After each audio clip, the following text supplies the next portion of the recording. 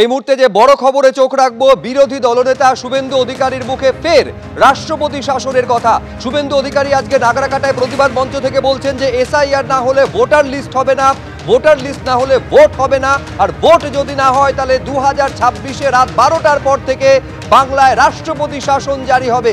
অর্থাৎ রাষ্ট্রপতি শাসনের কথা ফের শোনা যাচ্ছে বিরোধী দলনেতা শুভেন্দু অধিকারীর গলায়। খগেন মুর্মুর ওপর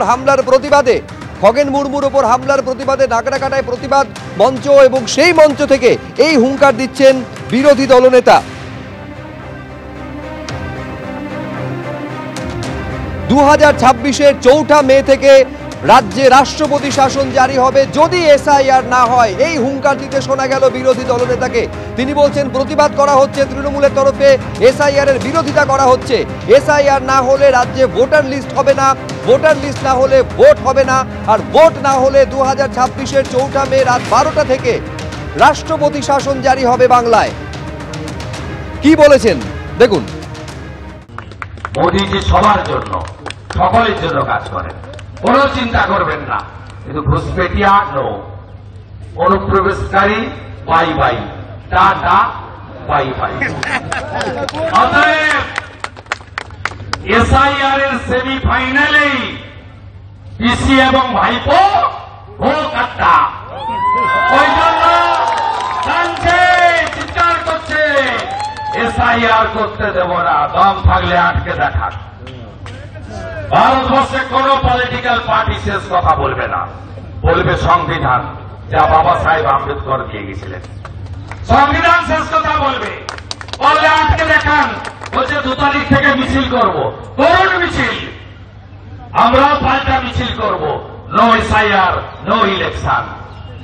এসআইআর করতে দেবেন না, ভোটার লিস্ট তৈরি হবে না, ভোটার লিস্ট তৈরি না হলে ভোট হবে না, ভোট না হলে 4 মে 2026-এর রাত্রি 12টার পরে রাষ্ট্রপতি শাসন হবে। ভোট একটা হয়ে যাবে, খুঁজে পাওয়া যাবে না। কোথায় থাকবেন আইসি বাবা, আপনার এসডিপিও বাবা, আপনার এসপি বাবা, আপনার রাজীব কুমার বাবা, কোথায় থাকবেন? থাকতে পারবেন না। শুভেন্দু অধিকারী নিজে খুব ভালো মতো জানেন, যদি বাংলায় অবাধ ভোট হয় তাহলে শুভেন্দু অধিকারী এবার লিডার অফ অপোজিশন হওয়ার জন্য যে সংখ্যা প্রয়োজন সেই সংখ্যা শুভেন্দু অধিকারী পাবেন না। তার জন্যই ওনাকে হয় ভোট চুরি করতে হবে, নইলে রাষ্ট্রপতি শাসন জারি করে ব্যাকডোর দিয়ে ক্ষমতা দখল করতে হবে। ওই জন্যই হয় ওকে এসআইআর করে বিহারের মতো ন্যায্য ভোটারের নাম বাদ দিতে হবে, নইলে পরে রাষ্ট্রপতি শাসন। কারণ বাংলার মানুষ যদি অবাধ ভাবে ভোট দেয়, বাংলার মানুষ উন্নয়নের পক্ষে, মমতা বন্দ্যোপাধ্যায়ের পক্ষে থাকবে।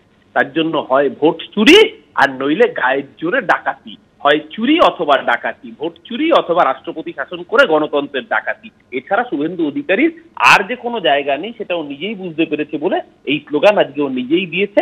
বাংলার মানুষ এই গণতন্ত্রের হত্যাকারীদের চিরকাল ঘৃণা করে এসছে, আগামী 2026-এও সেই ঘৃণার প্রতিফলন বাংলার মানুষ ব্যালট বক্সে দেখাবে। বিজেপিকে কার্যত এ রাজ্য থেকে বিদায় করিয়ে।